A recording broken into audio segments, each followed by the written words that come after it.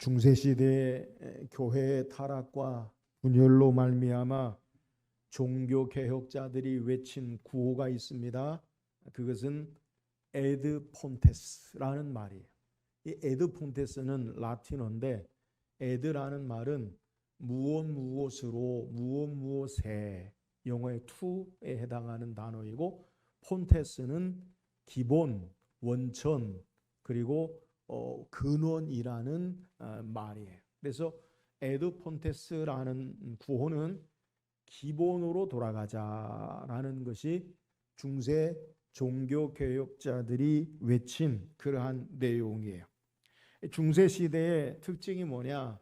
이 사회가 아주 매우 혼탁한 혼란한 사회 속에서 종교적으로 교황의 권위가 성경을 뛰어넘는 것 같은 모습과 교황이 나라가 동로마 서로마 제국으로 분열되어지고 또 교황이 3명이나 세워지는 이러한 정치적으로 종교적으로 혼탁한 그러한 세대의 모습 가운데서 당시에 얼마나 그 사회가 당시의 중세 시대가 부패했는지를 보여주는 사건이 있는데 15세기 말 로마의 교황이었던 교황 레오 10세는 성 베드로 성당을 짓기 위해서 면죄부를 판매하는 것을 교황청에서 교황이 공식적으로 선언을 해요.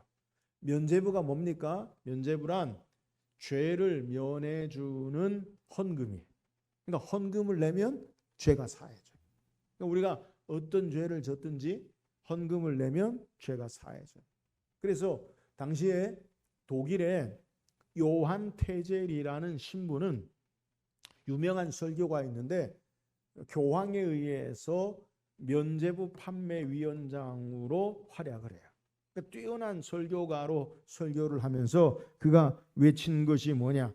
지금 여러분의 동전이 연부함에 땡그랑하고 떨어지는 즉시 여러분의 어머니 아버지가 연옥에서 천국으로 바로 올라가게 된다는 사실을 잊지 마세요.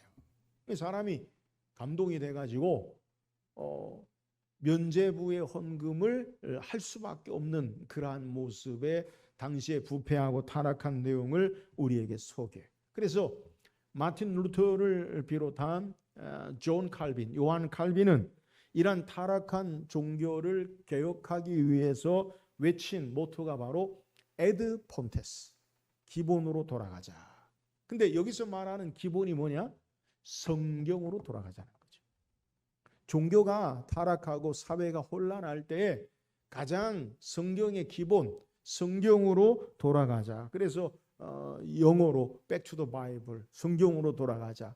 솔라 스크립투라, 오직 성경으로. 그래서 종교 개혁의 힘이 바로 성경으로 기본으로 돌아가자였어요. 오늘 사는 저와 여러분의 현실의 삶 속에서도 우리는 매우 혼란한 시대에 살고 있어요. 정치적으로, 경제적으로, 외교적으로, 군사적으로도 혼란하지만 또 우리가 사는 이 사회의 가장 기본 근간이 되어지는 가정의 여러 가지 혼란스러운 일들이 오늘의 삶의 현실에 있어요. 우리가 잘 아는 대로 우리가 오늘날 이 성적 정체성과 그리고 가정의 해체 문제가 우리가 사는 이 가정의 근간 기본을 흔드는 여러 가지 어려움이 있어요. 그래서 남성과 여성이 아니라 제3의 성이 있다. 그리고 성적 자기 결정권. 이게 무슨 말이냐면 성을 내가 선택하는 거예요. 내가 남자인데 여자가 되고 싶으면 여자가 되고 여자가 남자가 되고 싶으면 남자가 된다. 그러니까 성적 자기 결정권. 이 성별을요 자기가 결정한다는 거예요. 그러니까 하나님이 우리를 남자와 여자로 세상에 창조하셨는데 그게 아니라 내가 나를 결정한다. 그러니까 내가 남자다, 여자가 남자다, 그럼 남자가 된다는 거고. 내가 남자인데 여자다, 그럼 여자가 된다는 거예요. 이해가 가십니까? 아니면 동물이 되면 되지. 내가 개다, 그럼 개가 됩니까? 이상한 거예요. 또 성적 자기 존중이 있다는 거예요. 그래서 꼭 남성과 여성만으로 성적인 남녀의 관계가 아니라 여자와 여자, 남자와 남자, 한 남자와 두 여자, 한 남자와 세 여자 아무 상관없다는 거예요. 여러분 이렇게 혼란스러운 일들에 생기는 결과가 뭡니까? 가정이 해체돼요. 가정이 무너져요. 가장 혼란스러운 이 사회의 가장 기초가 되는 가정이 무너지면 어떤 결과가 일어납니까? 그러면 이제 내일의 다음 세대가 없어져요. 오늘날 우리의 가장 큰 위기, 그것은 하나님이 세우신 본래의 가정이 해체되고 무너짐으로 말미암아 여러 가지 어려운 일이 발생한다는 거예요. 2023년 우리 대한민국 통계청에서 3월 달에 발표한 바에 따르면 2022년 한 해 결혼한 숫자가 얼마가 되느냐? 19만 2천 쌍이 한 해 결혼했는데 우리는 그 숫자의 개념을 모르는데 통계상 대한민국 통계상 가장 적게 결혼한 해라는 거예요. 그러니까 결혼을 안 해요. 여러 사회적인 문제로 말미암아 삼포, 오포 뭔가 내일이 없다고 생각한 젊은이들이 결혼을 안 한다. 그러니까 19만 2천 쌍이 통계상 가장 최저에 결혼했는데 또 이혼한 쌍을 통계해낸 걸 보니까 2022년에 9만 3천 쌍이 이혼했다고 해요. 제가 따져보니까 48.5%가 한 해에 결혼과 이혼이 나타나는 수치로 우리에게 소개. 그러니까 두 가정이 결혼하면 한 가정은 이혼하는 가정으로 그렇게 되어지는 거예요. 이렇게 결혼 후에 삶의 문제가 가정이 해체되는 것뿐만 아니라 결혼하지 않으니까 어떤 일이 벌어지느냐? 우리가 흔히 듣는 말 가운데 인구절벽이다라고 소개해요. 여러분 인구절벽이 뭡니까? 사람이 없다는 거예요. OECD 국가 가운데 아니 전 세계의 국가 가운데 가장 최저의 출산율의 국가가 있습니다. 1위 국가. 출산율이 가장 높은 1위 국가가 어느 나라냐? 우리나라 대한민국. 그래서 출산율을 따지니까 0.7%라고. 그러니까 한 가정이 한 아이도 안 낳는 거예요. 그러므로 대한민국의 미래에 대해서 어떻게 생각하느냐? 앞으로 30년 후에는 지금 동남아시아에 있는 국가들, 태국이나 아니면 베트남, 일본보다 우리가 더 뒤처진 국가가 되어진다. 가장 근본적인 이유는 뭐냐? 내일의 다음 세대의 사람들이 없기 때문에 그런다는 거예요. 그러니까 사람이 미래고요. 그리고 우리의 다음 세대가 우리의 내일의 미래인데 다음 세대가 무너지고 없어짐으로 말미암아 그래서 내일의 소망이 없는 것을 우리가 경험하고 있는 것. 이 모든 근간의 이유가 혼란스러운 이유가 뭡니까? 그것은 가정이 해체되어지는 결과예요. 오늘날 현대사회에 저와 여러분의 우리 대한민국의 가장 큰 위험한 문제가 뭐냐? 그건요. 가정이 자꾸만 없어지는 거예요. 사탄은 창조시부터 끊임없는 도전으로 말미암아 하나님이 세우신 가장 기본이 되는 인간 사회의 가정을 해체시키고 혼란을 일으키고 죄에 빠지게 만들고 결국 파멸에 이르게 하는 작전으로 사탄이 계속되는 도전이에요.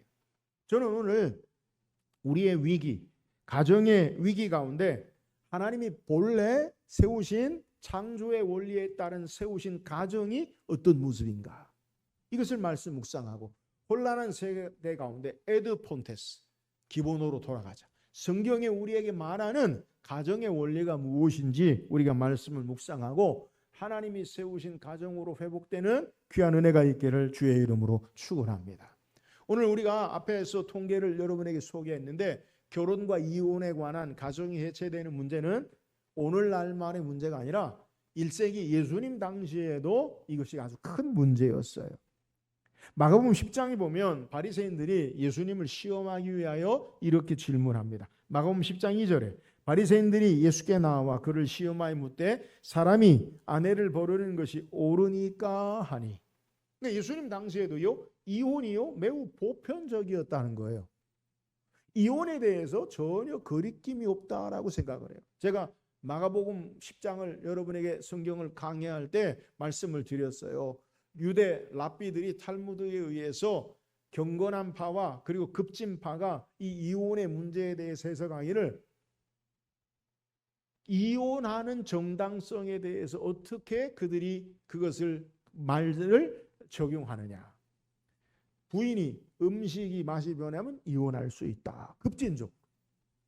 남편의 마음에 들지 않으면 이혼할 수 있다. 너무너무 권위주의적이고 그리고 여성을 아주 존중하지 못하는 그러한 상태로 가장 약자인 여자를 마치 물건을 사용하듯이 버림받아지는 그러한 내용 가운데에서 말하고 있는 것이 바로 예수님 당시에 이혼에 관한 그러한 문제였다는 거예요. 여기에 예수님께서 그들에게 다시 되질문하세요. 사람이 자기 아내를 버리는 것이 옳으니까 라는 말은 맞다, 괜찮다라고 하면 하나님의 사랑에 관해서 말씀을 전하시는 것에 예수님이 문제가 되어지고, 아니면 안 된다라고 하면 하나님의 말씀 율법을 모른다라는 것으로 예수님을 책잡으려고 하는 거예요. 여기에 예수님께서 다시 질문하시기를 모세가 어떻게 너희에게 명하였느냐라고 질문하세요. 그러니까 성경에 무엇이라고 우리에게 말하느냐, 이것을 이야기하는 거예요.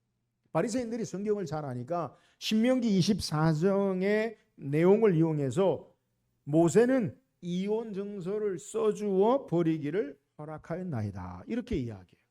여기에 예수님께서 마가복음 10장 5절에서 9절까지 보니까 예수께서 그들에게 이르시되 너희 마음이 완악함으로 말미암아 이 명령을 기록하였거니와 창조 때부터 사람을 남자와 여자로 지으셨으니 이러므로 사람이 그 부모를 떠나서 그 둘이 한 몸이 될지니라. 이러한 적이 이제 둘이 아니요 한 몸이니 그러므로 하나님이 짝지어 주신 것을 사람이 나누지 못할지니라.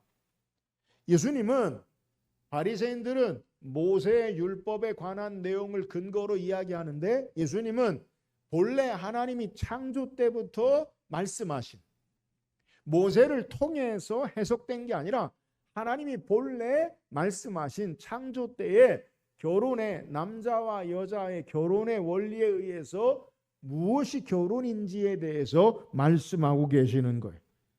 단순히 이혼을 정당화하는 것이 아니라 신명기 24장에 모세가 이혼 증서를 써주라라는 것은 매우 불가피한 경우, 변덕스러운 권위적인 남자들부터 여자를 보호하고 인간의 악한 성정, 악한 그러한 마음으로 부득이하게 허락하신 것이지 결코 이혼을 정당화해서 권장하시는 말씀이 아님을 우리에게 소개하는 거예요. 그러므로 결혼의 원리를 예수님이 말씀하신 초점은 창세기에, 창조에 하나님이 세우신 그 원리가 결혼의 참된 가정의 원리로 말씀하시는 거예요. 바리새인들은 자기들이 모세의 율법을 잘 아는 그것으로 말미암아 자신들의 행위를 정당화하려 할 때 율법의 수요자 되시는 하나님, 예수님은 본래 말씀하신 본래의 의미와 뜻을 따라서 결혼의 원리, 가정의 원리, 참된 가정, 하나님이 세우신 가정이 어떤 것인가라는 것에 대해서 말씀하고 계시다는 거예요. 오늘 우리는 함께 읽은 본문을 통해, 창세기를 통해 하나님께서 최초로 가정을 세우신 것을 성경이 우리에게 소개해요. 가장 인간 제도의 가장 기본이 되는 이 가정의 원리를 우리에게 말씀하시는 거예요. 오늘 우리가 혼란한 세상 가운데서 에드폰테스, 성경으로 기본으로 돌아가서 성경이 우리에게 말씀하시는 가정의 원리가 무엇인지 묵상하고 우리들의 가정이 이 하나님이 처음 창조하신 가정의 원리를 따라서 세워지고 하나님의 영광을 돌리고 우리 안에 참된 기쁨과 행복한 귀한 가정으로 세워지기를 주의 이름으로 축원합니다. 그렇다면 하나님께서 세우신 가정의 원리가 뭐예요? 18절 한번 읽어보세요. 18절 시작. 여호와 하나님이 이르시되 사람이 혼자 사는 것이 좋지 아니하니 내가 그를 위하여 돕는 배필을 지으리라 하시니라. 자, 오늘 성경은 우리에게 하나님이 세우신 가정, 결혼의 가장 중요한 원리를 우리에게 소개해. 뭐라고 성경이 소개하냐? 여호와 하나님이 이르시되 사람이 혼자 사는 것이 좋지 아니하니 내가 그를 위하여 돕는 배필을 지으리라. 여호와 하나님이 이르시되 사람이 혼자 사는 것이 좋지 아니하니. 자, 결혼, 가정을 누가 세우셨느냐, 만드셨느냐? 여호와 하나님이 사람이 혼자 사는 것이 좋지 않다라고 소개. 우리가 창세기 1장과 2장을 계속해서 말씀 묵상하는데 첫째 날부터 일곱째 날까지 하나님이 창조할 때마다 말씀하신 후렴구 찬양이 있어요. 하나님 보시기에 좋았더라. 그러니까 하나님의 창조는요, 선하고 아름답고 완전하게 창조되었다는 거예요. 그런데 창세기 1장에서 2장까지 유일하게 좋지 않다라는 단어가 첫 번째 등장해요. 그게 뭐냐? 오늘 본문에 사람이 혼자 사는 것이 좋지 않다. 여러분, 왜 혼자 사는 것이 좋지 않다라고 말씀합니까? 우리는 이 하나님 보시기에 좋았다라는 개념에 대해서 말씀을 이미 묵상해 봤어요.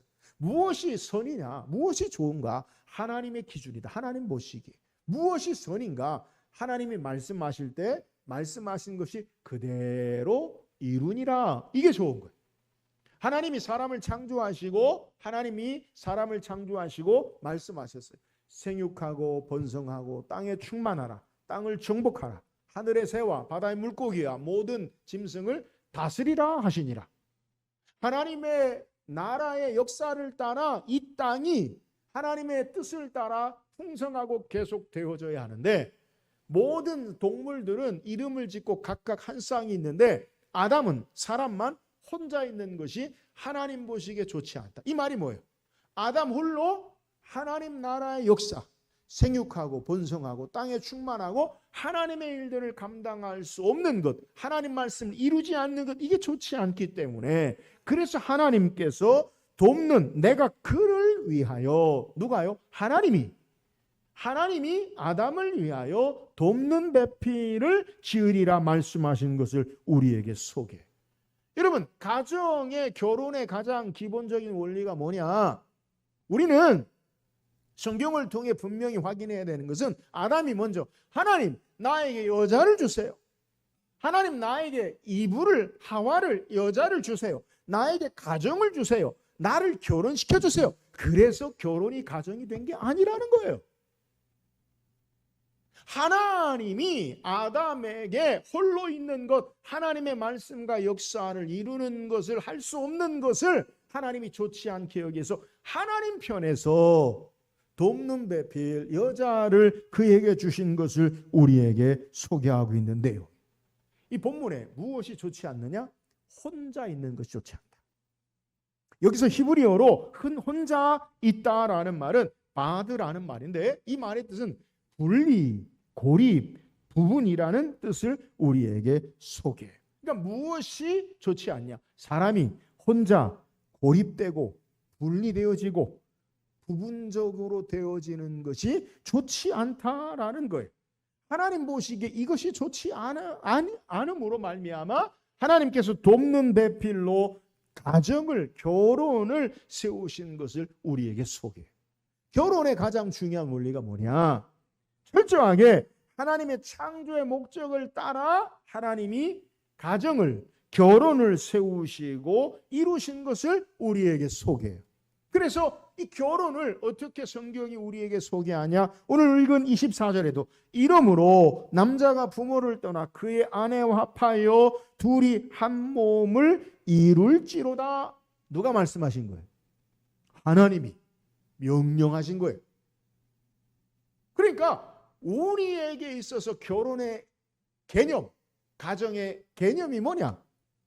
남자와 여자가 서로 사랑을 해요. 서로 좋아요. 그래서 가정을 이뤄요. 우리의 필요에 의해서, 우리의 감정에 의해서, 우리의 원하는 바에 의해서 가정이 되어지고 결혼이 되어지는 것이 일반적이라는 거예요.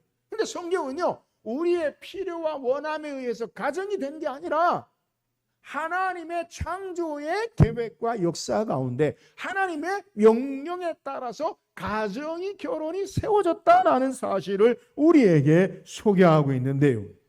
하나님의 말씀을 따라, 하나님의 계획을 따라, 하나님의 역사하심을 따라 하나님의 간섭하심과 계획하심으로 말미암아 이루어진 사건 제도가 결혼이요, 가정이라는 거예요. 그래서 결혼은요, 단순하게, 가정은요, 한 남자와 한 여자, 두 사람의 감정으로 되어지는 게 아니에요.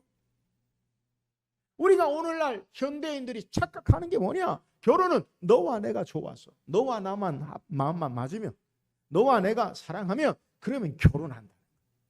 하나님의 개입이 없어요. 하나님의 뜻을 행하는 것이 없어요. 하나님이 명령하시고 세우신 것이 없어요. 그러니까 우리끼리 합의해서, 우리끼리 사랑하고, 우리끼리 합의해서 우리끼리 헤어져. 하나님이 세우신 것, 하나님의 뜻을 따라 하나님의 역사를 이루기 위한 도구와 통로가 되어지는데, 타락한 인생은 하나님께 영광 돌리고 하나님의 뜻을 이루는 것은 전혀 상관이 없으니까 우리끼리 살다가 우리끼리 관두고 우리끼리 만나고 우리끼리 헤어지고, 여러분 이것이 바로 가정이 해체되어지고 이 사회가 혼란스러운 일인 우리에게 소개하는 거예요. 물론 두 사람의 행복이 중요하죠.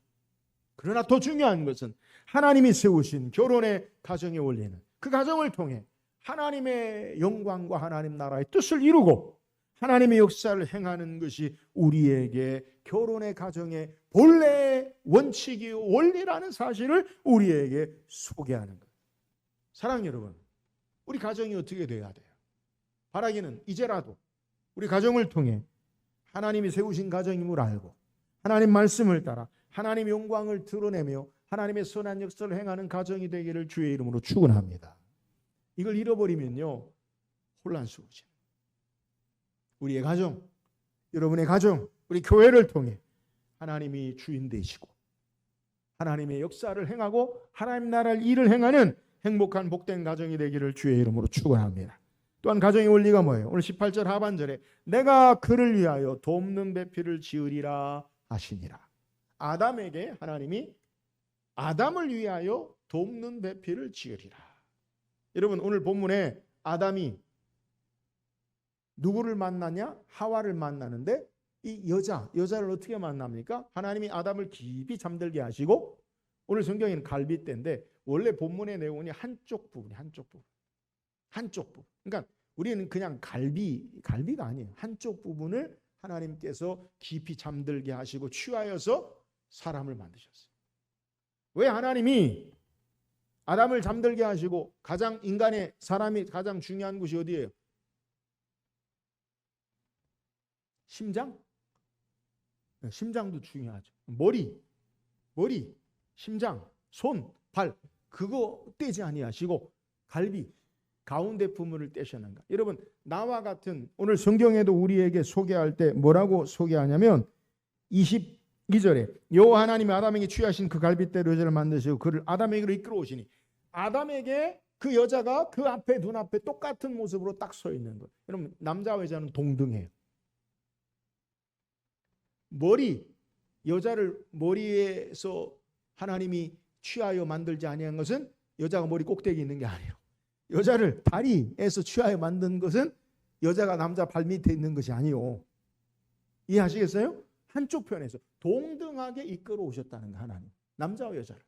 근데 왜 하나님이 똑같은 모습으로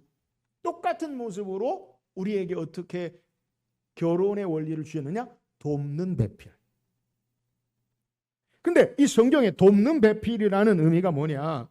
이 돕는 배필은 히브리어로 에제르라는 말인데 돕는 자, 도움을 의미해요.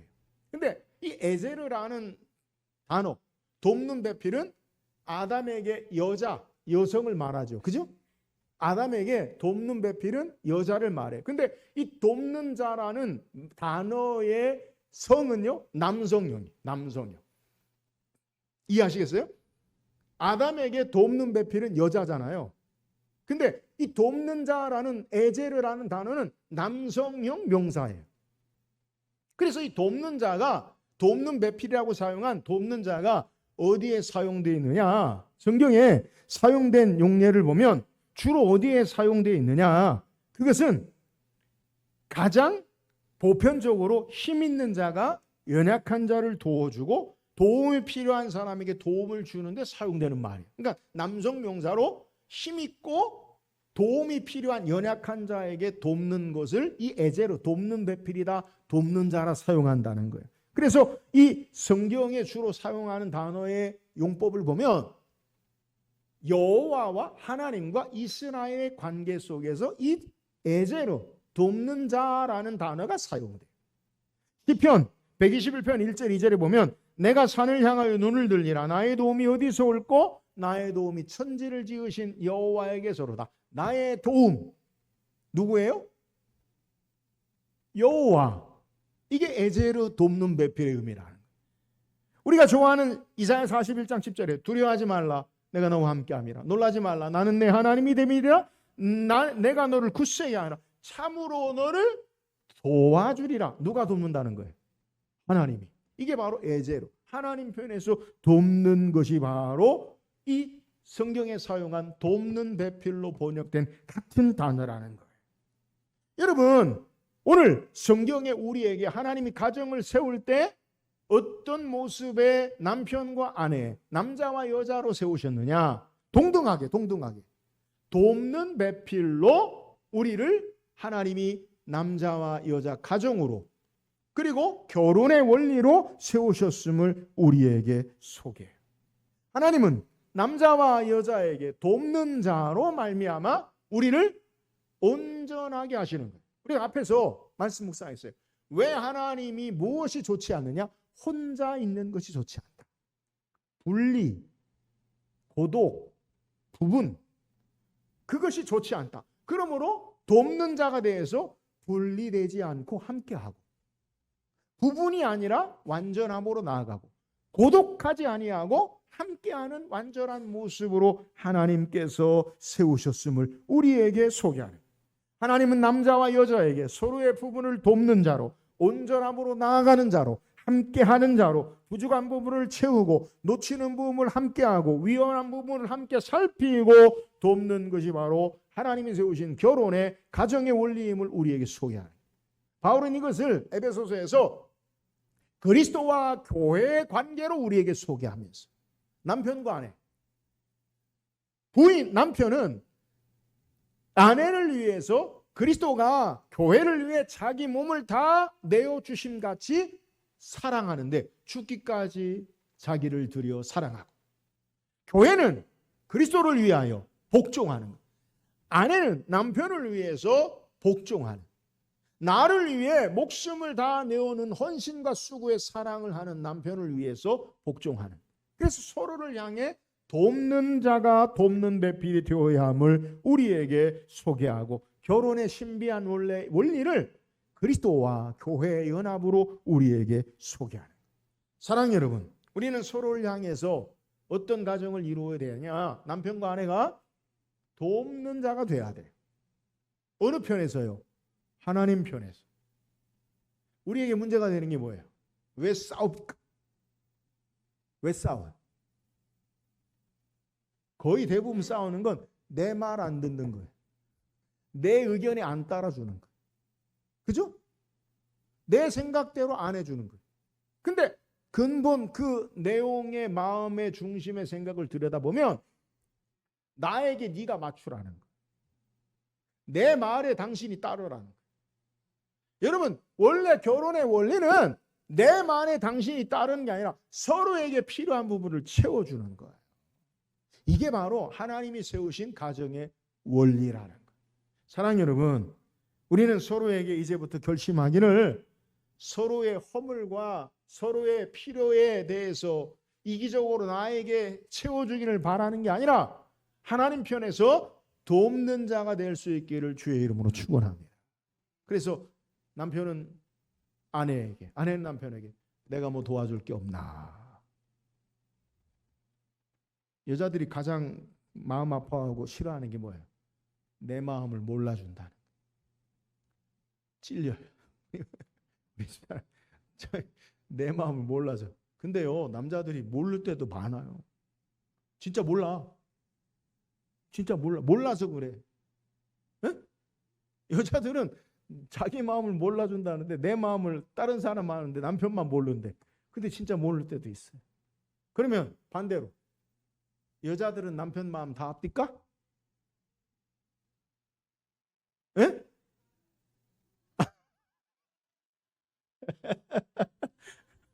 다 알아요?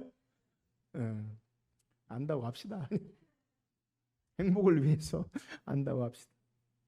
여러분, 우리가 서로에게 돕는 자 되어지는 하나님이 창조하신 귀한 가정이 되기를 주의 이름으로 축원합니다. 또한 가정의 원리가 뭡니까? 25절 보세요. 25절 시작. 아담과 그의 아내 두 사람이 벌거벗었으나 부끄러워하지 아니하니라. 여러분, 하나님이 세우신 가정의 모습을 우리에게 본래의 모습을 소개하는데요, 놀라운 게 있어요. 오늘 성경에 벌거벗었으나 부끄러워하지 아니하니라. 이 단어가요 서로 상충돼요. 벌거벗었다, 부끄러워하지 않는다라는 의미는 부끄러운데 부끄러워하지 않는다, 이런 의미예요. 그죠? 벌거벗었으나 부끄러워하지 아니라, 부끄러워하지 아니하라는 단어가 없으면 상관이 없어요. 벌거벗었다 끝, 그럼 되는데 벌거벗었으나 부끄러워하지 아니하니라. 여러분, 여기에는요 두 가지 의미가 있어요. 본래 하나님이 세우신 가정의 원리가 뭐냐? 벌거벗었으나 부끄러움이 없다, 수치가 없다, 죄가 없다, 거룩하다, 이런 의미예요. 하나님이 세우신 가정의 원리가 뭐냐? 거룩함으로 말미암아 우리 애가 죄가 드러나거나 나오지 않아요. 여러분, 인간이 아담과 하와가 타락함으로 선악을 알게 하는 열매를 먹고 난 이후에 그들에게 수치심이 들어와요. 수치심이. 그래서 나뭇잎으로 부끄러운 부분을 가리잖아요. 그 전에는요 수치심이 없어요. 죄가 들어오기 전에는 부끄러움이 없다고요. 여러분, 행복한 가정, 하나님이 세우신 가정의 본래의 모습이 뭐냐? 거룩함으로 지으셨다.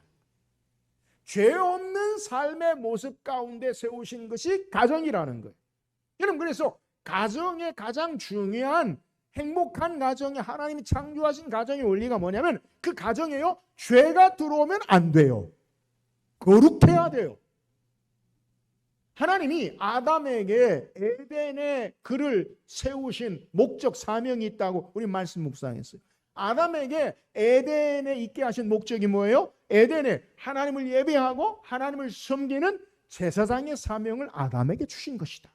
여러분, 제사장이 뭐예요? 하나님 말씀을 따라 하나님을 예배하고 섬기고 죄가 들어오지 못하도록 잘 관리하는 게 아담의 사명이에요. 근데 아담과 하와가 그 가정에 죄가 들어오는 유혹, 우리가 다음 주에 이 죄의 유혹에 대해서 말씀 묵상할 텐데, 사탄의 유혹으로 말미암아 죄가 들어오니까 그들이 부끄러움과 수치를 느끼게 되어짐을 우리에게 소개하는 거예요. 여러분, 가정에 하나님이 세우신 가정의 중요한 원리는요, 죄가 들어오지 못하도록 거룩한 가정이 돼야 돼요. 거룩한 게 뭐예요? 제가 말씀드렸죠?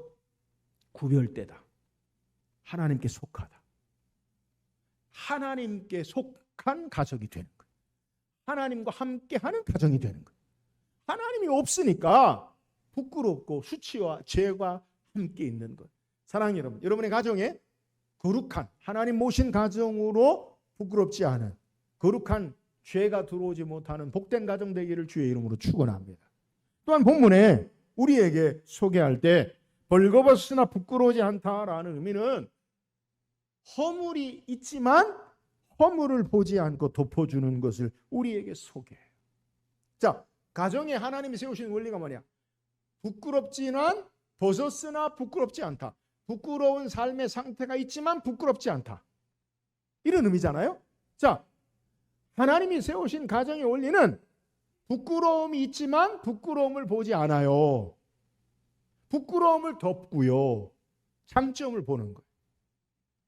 가정의 원리가 뭐냐? 서로에게 부끄러움이 있지만 부끄러움을 보지 않는 모습, 이것이 바로 하나님이 세우신 가정의 원리가 되어져야 된다는 거예요.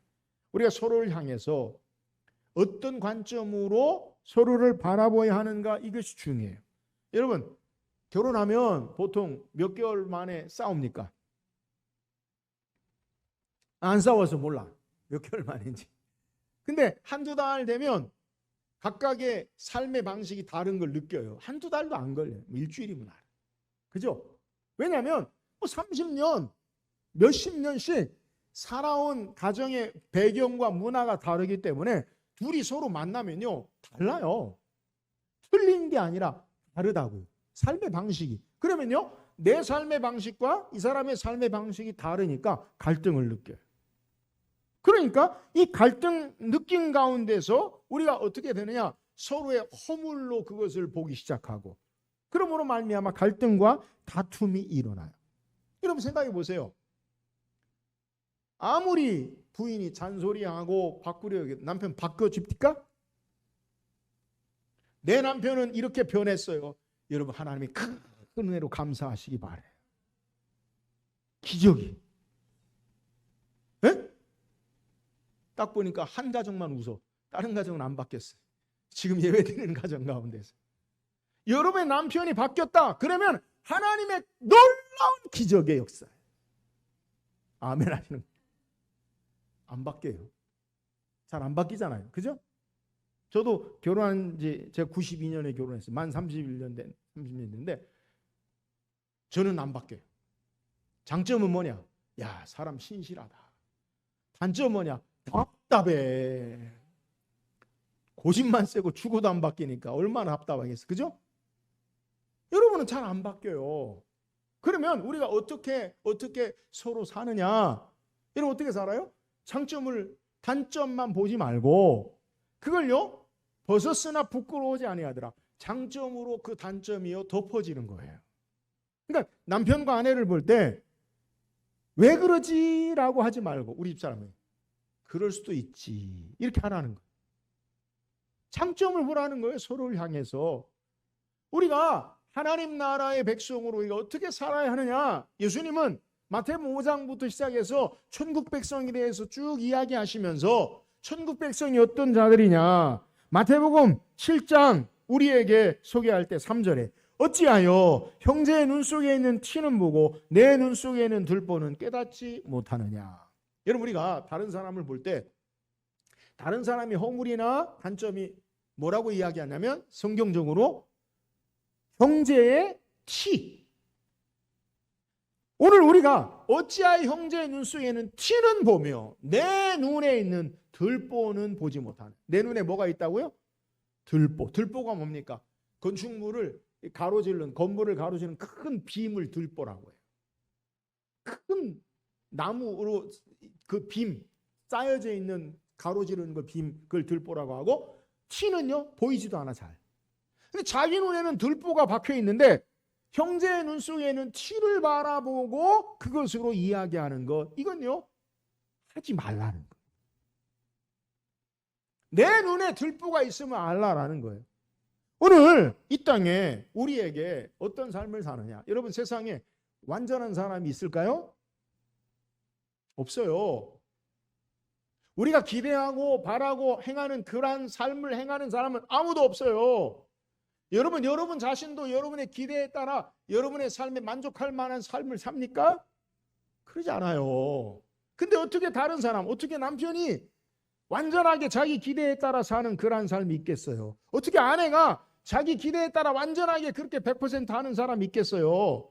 그렇게 생각하는 거지 실제로 그러지 못하다고.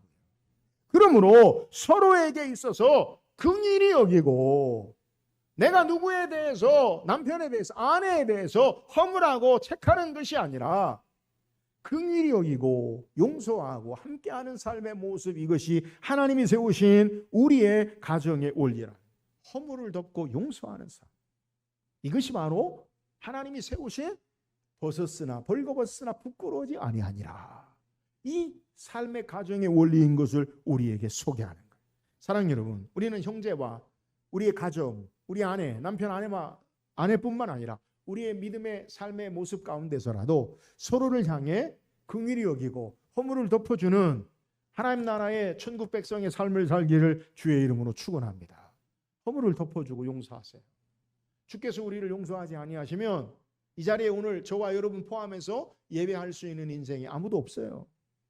주께서 우리의 허물을 덮어주시고 그리스도의 보혈로 우리를 받으시고 안으셔서 우리가 하나님의 자녀로 하나님을 예배하고 하늘의 소망 가운데 사는 거 아니에요. 여러분 우리도 서로를 향해 용서하고 사랑하고 허물을 덮어주고 하나 되어질 때 하나님의 놀라운 은혜와 능력의 역사 가운데 신앙할 수 있는 거예요. 사랑하는 여러분, 가정의 원리는요 허물을 덮어주는 거예요. 남편의 허물과 아내의 허물이 서로 덮어지고 거룩함으로 하나님이 세우신 아름다운 복된 가정이 될 수 있기를 주의 이름으로 축원합니다. 오늘 성경 우리에게 하나님이 세우신 창조의 가정의 원리에 대해 소개해요. 하나님이 세우신 가정에, 하나님이 처음 세우신 가정의 원리가 뭐예요? 우리의 필요로부터 가정이 되어진 게 아니에요. 하나님께서 세우신 것이 가정이에요. 하나님의 말씀을 따라 세우신 가정이에요. 하나님의 역사와 하나님 나라의 일들을 행하는 것이 가정. 바라기는 여러분의 삶의 가정을 통해, 여러분의 삶을 통해 하나님 나라의 역사를 이루기를 주의 이름으로 축원합니다. 오늘 하나님이 세우신 가정의 원리가 뭐예요? 서로를 향해 돕는 자가 되어야 돼요. 하나님 편에서 돕는 자가 돼요. 내가 하나님 편에서 어떻게 도와줄까? 서로를 향해. 그래서 부분이 아니라 하나 되어지고, 분리가 아니라 함께해지고, 그리고 완전함으로 나아가는 아름다운 돕는 자의 하나님이 세우신, 창조하신 가정에 될 수 있기를 주의 이름으로 축원합니다. 하나님이 세우신 가정의 원리가 뭐예요? 부끄러우나 벌거벗으나 부끄러워하지 않아요. 거룩함이 있어지고 허물을 덮어주는 하나님이 세우신 아름다운 가정의 원리로 하나님의 뜻을 이루는 우리 몸된 교회 성도들, 교회가 되기를 주의 이름으로 축원합니다.